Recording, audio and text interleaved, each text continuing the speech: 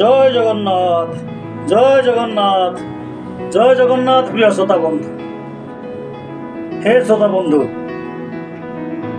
ପୂର୍ବବର୍ତ୍ତୀ ଅଧ୍ୟାୟରେ କବି ସୂର୍ଯ୍ୟ ବଳଦେବ ରଥଙ୍କର ଜଗତେ କେବଳ ଜନେ ହସିବାରୁ ଗୋଟିଏ ପଦ ଆପଣମାନଙ୍କୁ ଭେଟି ଦେଇଥିଲି। ତେଣୁ ଆପଣମାନେ ବହୁ ବନ୍ଧୁ ଅନୁରୋଧ କରିଥିଲେ ଆଉ କେହି ପଦ ଭେଟି ଦେବା ପାଇଁ। ଆସନ୍ତୁ ତାହେଲେ ଶୁଣିବା ସେ କବି ସୂର୍ଯ୍ୟ ବଳଦେବ ରଥଙ୍କର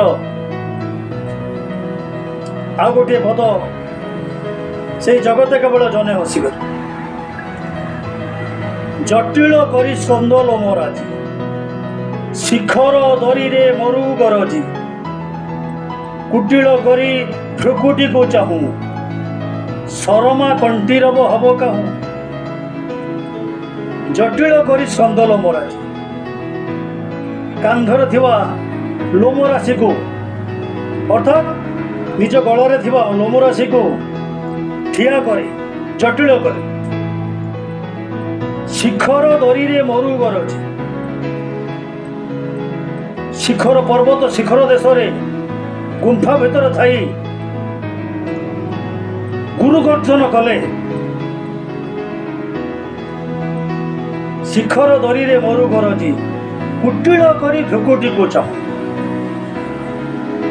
କଟାକ୍ଷ ଚାହାଣୀରେ ନିଜ ଭ୍ରୁକୁଟିକୁ ଅର୍ଥାତ୍ କପାଳକୁ ଚାହିଁଲେ ସରମା କଣ୍ଟିରବ ହବ କାହୁଁ।